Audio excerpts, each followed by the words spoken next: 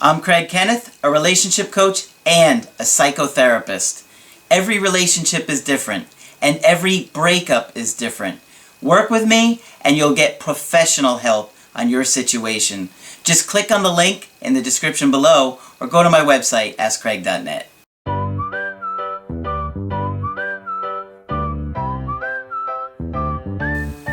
Hi there, I'm Coach Kenneth, and in this video I'm going to be talking to you about your success story.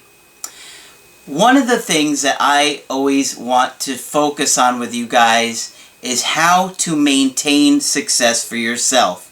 Now, everybody defines success differently, and that's for you to determine in your own life. My job is to try and give you as many tools as I can so you are successful in your relationships, in your areas of mental health and personal growth. And of course, that's why I have Margaret on board, because obviously she's got over 35 years of experience and tremendous knowledge of mental health. And so helping you improve your mental health, understanding others, will significantly improve all your relationships, not just try and reattract an ex.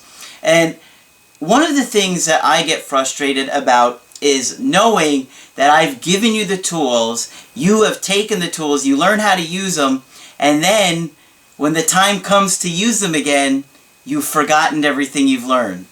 And this happens a lot more often than you would think, where I have people tell me, I was getting my ex back, things were turning around in that relationship, things were going good, and then 3 months later, 2 months later, even sometimes sooner, the whole thing completely falls apart. And I always ask them, be honest, did you stop watching the videos? All the time, yes, I did. And it happens. And so what I want you guys to think about ahead of time is how you're going to act in that situation. What if you do get your ex back, or you think things are turning around? Right now you're saying to yourself, oh, well, I'll keep watching the videos, of course I'm not going to stop. But the minute things start to turn around with them, you'll find that your motivation drops significantly, which is part of the reason that I always say you have to do the work. And I mean personal growth. Part of that is personal growth and improving your mental health and improving your relationships and your communication skill and working through your past traumas and your past attachment injuries so you can have healthier relationships. Because a lot of what you guys are doing is completely unconscious and you don't even realize that you're doing it. And that's why I'm telling you guys, when we have the Skypes together, you're going to find these aha moments blow you away. And I love when that happens, because it just takes you to another level where you're like, it's almost like a level up where you're like, wow, oh my gosh. And now you start to see a whole other range of issues come out and a whole new set of problems you want to work on. So you have to think in terms of your own self when you're defining success, right? Like, I can't define what success might be for you. For you, it may be something completely different. So you need to think about how you will define success. Does that just mean getting an ex back? If it does, how is that going to hurt you? Think about that. If you define your level of success based on somebody else's behavior, how is that going to help you? That's simply ridiculous. And I would never want you guys to just think like that.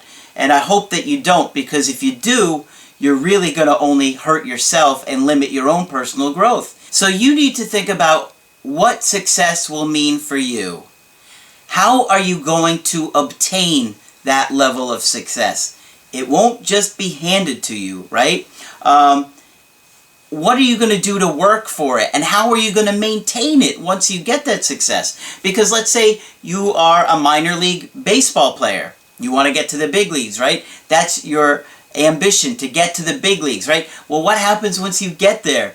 Well, if you don't continue to work on that, on your craft and being a better ball player, you're going to get demoted or you're going to get cut.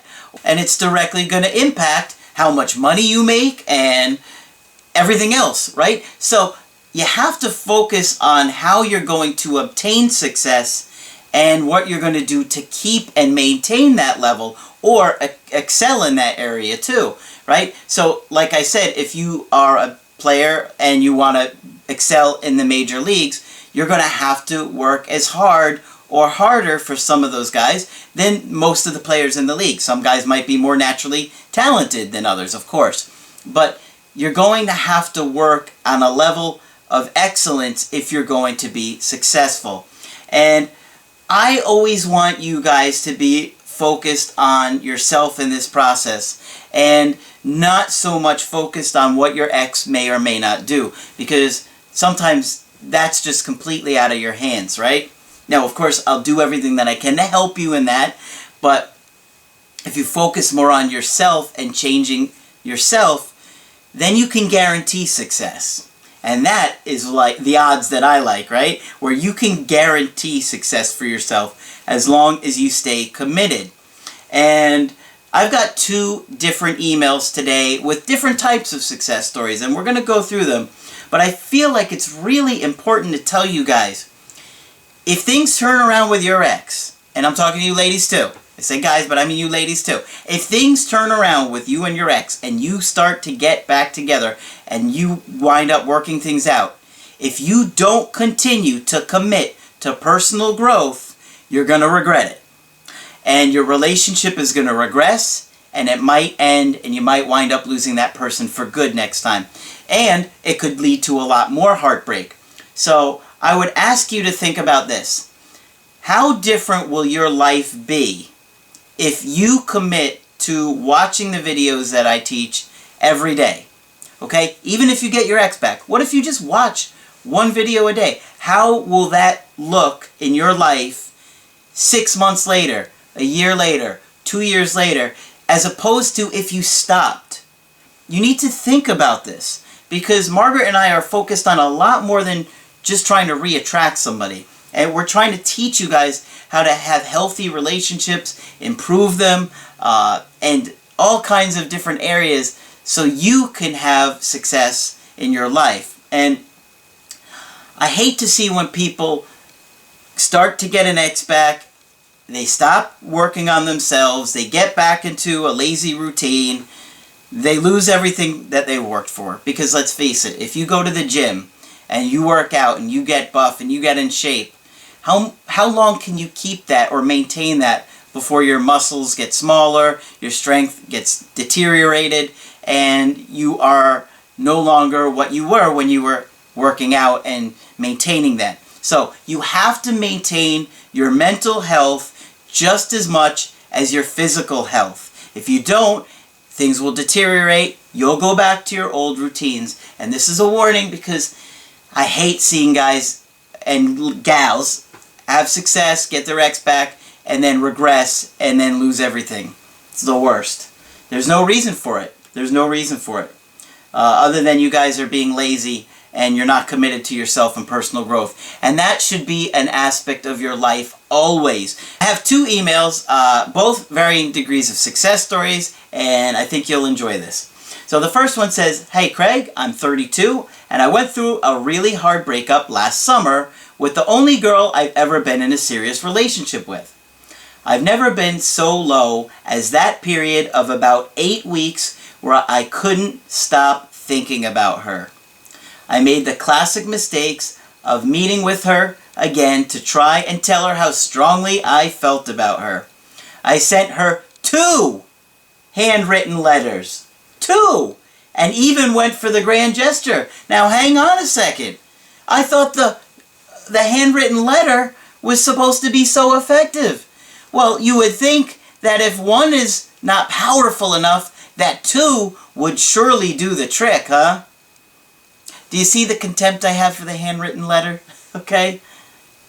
The handwritten letter would work maybe 1 in 1,000 times. But even if it did, in those 999 other times, it might make the situation work. Or worse. So, no, it didn't work for 2 handwritten letters. I convinced myself they would work. They all made the situation worse. You see that? I didn't even read the next line, and I knew it was going to happen. I see it all the time. She started going out with someone new 2 weeks after we broke up, and it made the situation all the harder to deal with. I just wanted to die. I think most of us can relate with that, right? I know I can.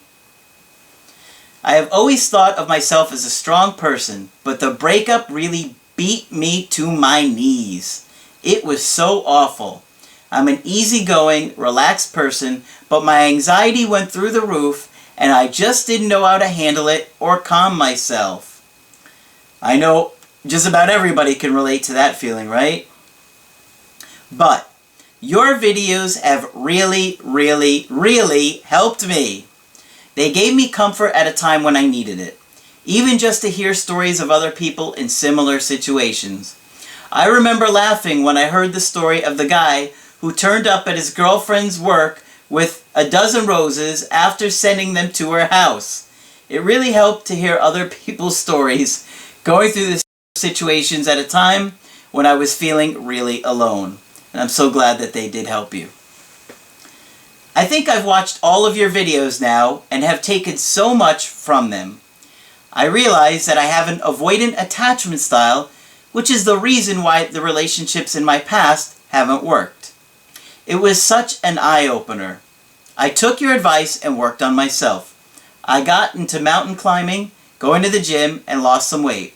It really helped shake off some of the stress and made me feel more confident about myself again. And other girls started to take notice.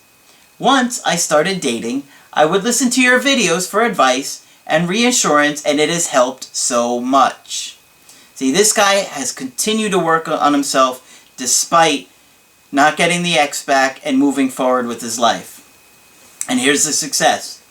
I have a new girlfriend and feel so much happier about my life now.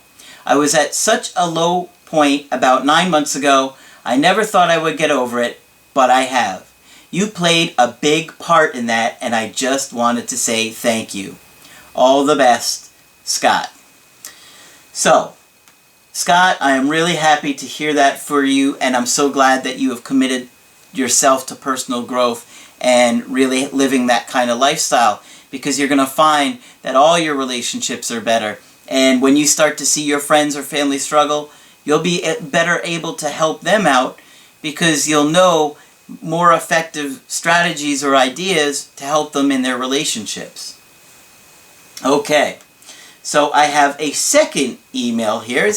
Remember, I said we're talking about different types of success stories. Remember, you define your success, and I'd like you to think about other ways to define success other than just getting your ex back. The second story says, you asked for a success story, so I will share it in 2 parts.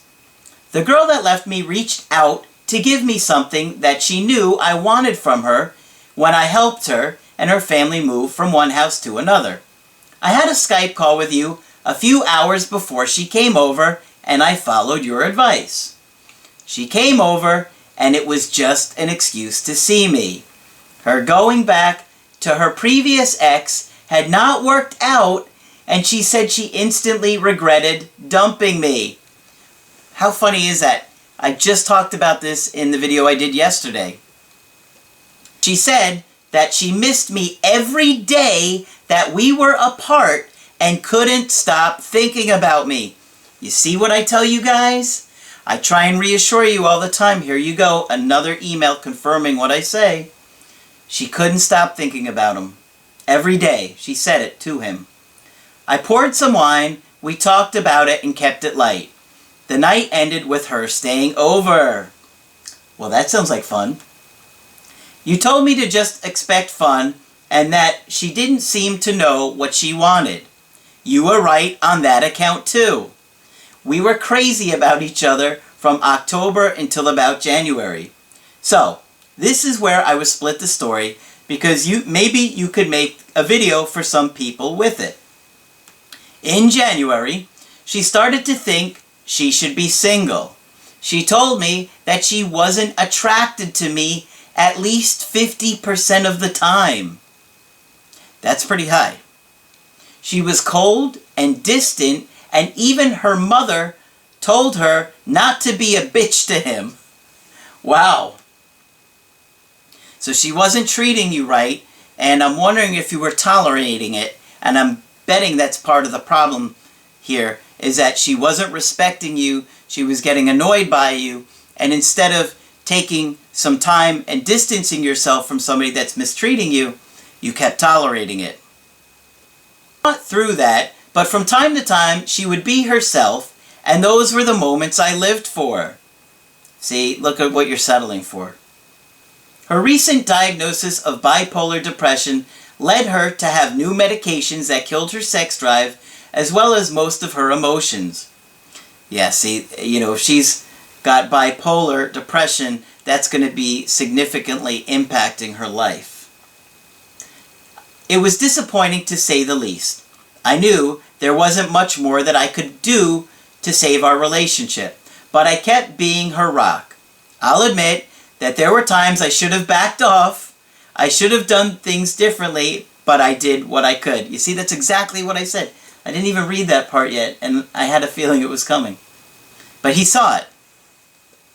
About a week or so after Valentine's Day, she said we needed to talk, and that it was serious.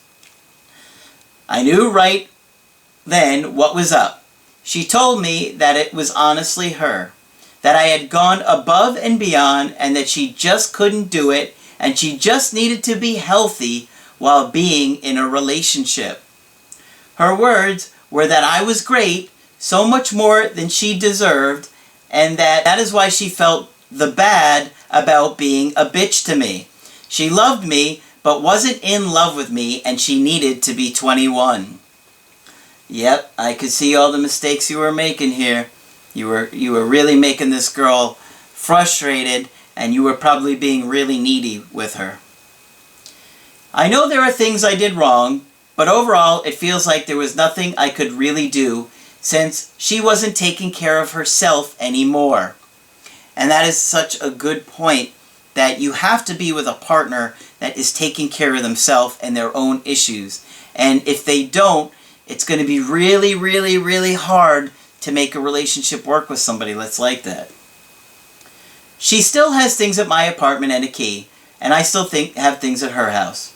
I feel that she will probably reappear in my life, but I don't think it will be worth exploring in any capacity unless she's done a lot of work on herself.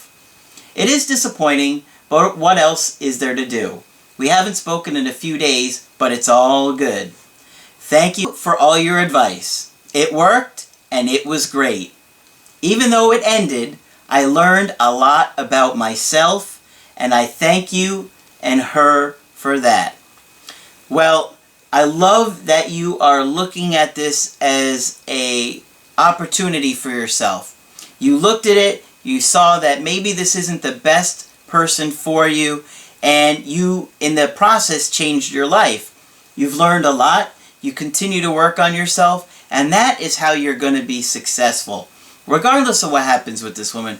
She's 21 years old, she's, got bipolar disorder, she's on a ton of different medications, and she's still trying to figure out what's going on with herself. She's not ideal to be in a relationship with this. Looking at those factors. And you need to see that as, hey, maybe this will open up the door for other more incredible women. Other women that can offer me a lot more than she ever could have. Because let's face it, it sounds like she's got her own set of problems. She doesn't really know how to communicate very well because she's mean to you. But you still have to work on yourself here too. Because you could see that you're tolerating misbehavior and mistreatment. And if you continue to do that, women will lose respect for you. And there certainly won't be any love if there's no respect there. So you got to continue to work on yourself. And I really encourage all of you guys to do that and really think about how different, what will your life be like if you do commit to personal growth? What will happen if you don't? If you give up? If you stop focusing on personal growth and development in your relationships? What might happen to the next relationship? Be it your ex or somebody new? What do you think is going to happen? You need to think about that. And one last note, because this video is so focused on personal growth and your own success story, I have been working on the workbook. Okay, I did mention it a while ago. I am working on a workbook, and what I'll do is once I release that, I'll see how it goes, and then I'll consider doing more in the future if it's something that you really enjoy. But personal growth is a very important part of life and healing, and you're either going to grow with your partner or you're going to grow apart. And the tools and the strategies that I teach and that Margaret teach are going to better the chances of having successful relationships. So, if you want to get my help personally, just go to my website, askcraig.net, sign up for the coaching option that works best for you. I do email coaching, I do Skype coaching, and if you got to get with me right away, I do offer emergency Skype coaching. Of course, Margaret is now available for Skypes too. But that's it for this video. I'm Coach Craig Kenneth, and I will talk with you soon. Hi, I'm Coach Margaret, a relationship coach and a psychotherapist with 35 years experience. Every relationship is different and every breakup is different.